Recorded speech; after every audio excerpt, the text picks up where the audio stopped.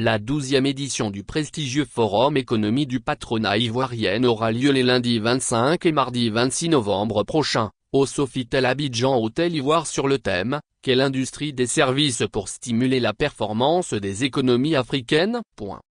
Initié en 2012, l'événement est une plateforme d'échange sur les problématiques majeures du secteur privé en Côte d'Ivoire et sur le continent africain, mais aussi un espace d'accompagnement des jeunes entrepreneurs et start-up. Environ 2000 participants sont attendus avec en perspective plus de 400 opportunités d'affaires. La Confédération Générale des Entreprises de Côte d'Ivoire, que je cite, et son président, M.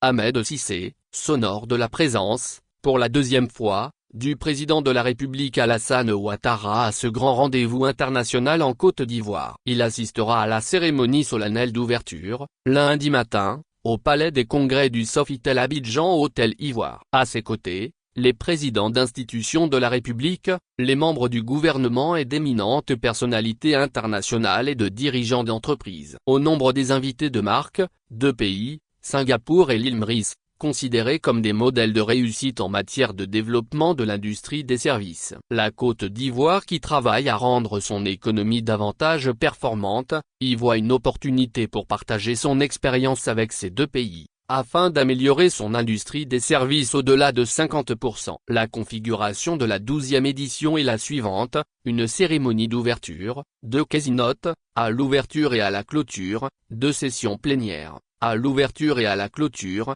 15 panels de haut niveau, 6 masterclass, une plateforme de rencontres B2B pour les jeunes entrepreneurs, Speed Networking. Le panel d'ouverture traitera de la contribution de l'industrie des services au développement économique en Afrique. L'un des temps forts de cette cérémonie, c'est la conversation qu'aura Dr Ngozi Okonjo-Iweala, directrice générale de l'Organisation mondiale du commerce, OMC, avec Madame Khadidiatou Fadika Kouliba, présidente de la Commission Économie et Diversification de la que je cite, une personnalité du monde de la finance. Dr Ngozi Okonjo-Iweala est la 7e personne à diriger l'OMC. Elle en est devenue directrice générale le 1er mars 2021, en tant que première femme et première africaine à occuper cette fonction. Nul doute que son riche parcours dans le système des Nations Unies, à la Banque mondiale et dans son pays en tant que ministre des Finances constituera une somme d'expérience qui pourrait être d'inspiration pour les décideurs et entrepreneurs africains. Mieux,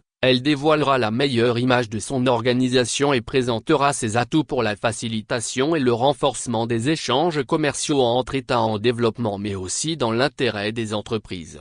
Plusieurs thématiques relevant de l'industrie des services seront abordées lors des conférences, panels et masterclass. Il s'agit de l'immobilier, la logistique et le commerce, les services financiers, les technologies disruptives, l'éducation et formation, l'industrie culturelle et créative, l'inclusion femmes entrepreneurs dans le secteur des services, le modèle économique, les technologies du numérique, le sport, les services professionnels, l'entrepreneuriat social, la santé et le bien-être, la durabilité, les services publics, le leadership.